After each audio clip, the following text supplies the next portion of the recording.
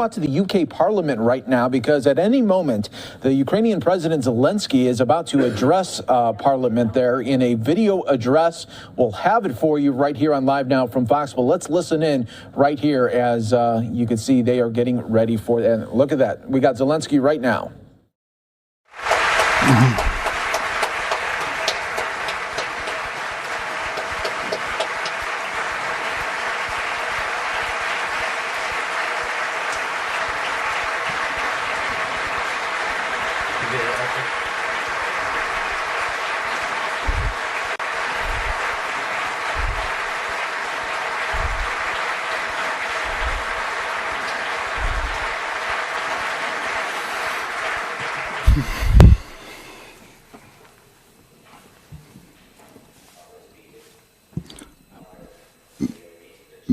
Mr. Speaker, all the members of Parliament, ladies and gentlemen, I'm addressing all the people of the United Kingdom and all the people from the country with a big history. I'm addressing you as a citizen, as a president of also a big country with a dream and big effort. I would like to tell you about the 13 days of war. The war that we didn't start and we didn't want it. However, we have to conduct this war. We do not want to lose what we have, what is ours, our country, Ukraine. Just the same way as you once didn't want to lose your country when Nazis started to fight your country. And you had to fight for Britain. 13 days of this struggle. On day 1 at 4 o'clock in the morning, we were attacked by cruise missiles. Everybody woke up, people, children, the entire Ukraine, and since that we have not been sleeping. We have all been fighting for our country with our army. On day 2, we have been fighting airstrikes, and our heroic military servicemen on the island Zmyny have been trying to fight. When Russian forces demanded that we lay down the arms. However, we did continue fighting, and we did feel our force, the force of our people that will oppose the occupants until the end. The next day, the artillery started fighting us. Our army showed us who we are, and we have been able to see who are people and who are beasts. We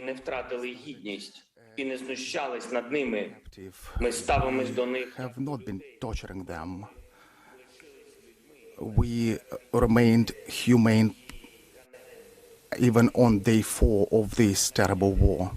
On day 5, the terror against us was going on, against children, against cities, and constant shelling have been taking place around the country, including hospitals, and that didn't break us. And that gave us feeling of big truth. On day 6, the Russian rockets fell on Babin Yar, that is the place where the Nazis killed thousands of people during the Second World War. And 80 years after, the Russia hit at them for the second time. And even churches are getting destroyed by shelling. On day 8, we have seen Russian tanks hitting the atomic power station. And everybody got to understand that this is the terror against everyone. On day 9, there was a meeting of NATO countries without the result that we were looking for. Yes, we did feel that. We did feel that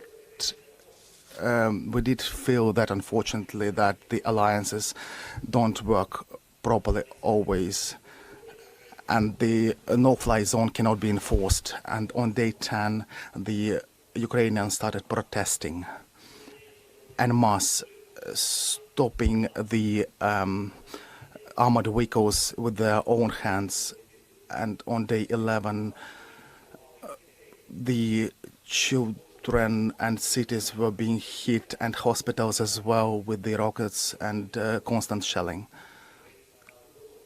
And on that day, we realized that Ukrainians became heroes. The entire cities, children, adults. And on day 12, the losses of Russian army exceeded 10,000 people killed. And also including the general, and that gave us hope that there will be some kind of responsibility for those people in front of the court. On day 13, in the city of Mariupol that was attacked by the Russian force, a child was killed. They do not allow any food, any water, and people started panicking. I think everybody can hear that people do not have water over there. Over 13 days of this situation, over 50 children have been killed. These are the children that could have lived, but these people have taken them away from us. The United Kingdom, Ukraine were not looking to have this fall. The Ukraine have not been looking to become big, but they have become big over the days of this war. We are the country that are saving people despite having to fight one of the biggest armies in the world. We have to fight the helicopters, rockets. The question for us now is to be or not to be. Oh no, this is Shakespearean question. For 13 days, this question could have been asked, but now I can give you a definitive answer. It's definitely yes, to be. And I would like to remind you the words that the United Kingdom have already heard, which are important again. We will not give up, and we will not lose. We will fight till the end, at sea, in the air. We will continue fighting for our land, whatever the cost. We will fight in the forests, in the fields, on the shores, in the streets. I would like to add that we will fight on the banks of different rivers like Dnieper, and we are looking for your help, for the help of the civilized countries. We are thankful for this help, and I'm very grateful to you, Boris. Please increase the pressure of sanctions against this country, and please recognize this country as a terrorist state, and please make sure that our Ukrainian skies are safe. please make sure that you do what needs to be done and what is stipulated by the greatness of your country. Best of all to Ukraine and to the United Kingdom.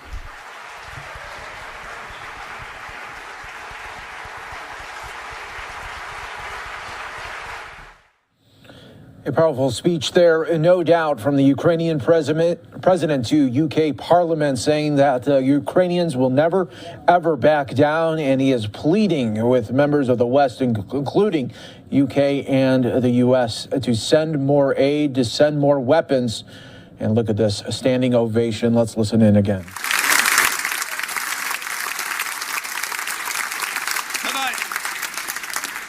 Thank you, Mr. President. On behalf of the House of Commons, I want to thank you for speaking to us and for giving us very clearly.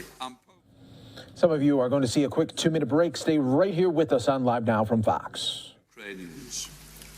We have debated the situation in Ukraine numerous times in recent weeks, and I know that we will continue to do so, and that when we do so, your words will be resonating with us.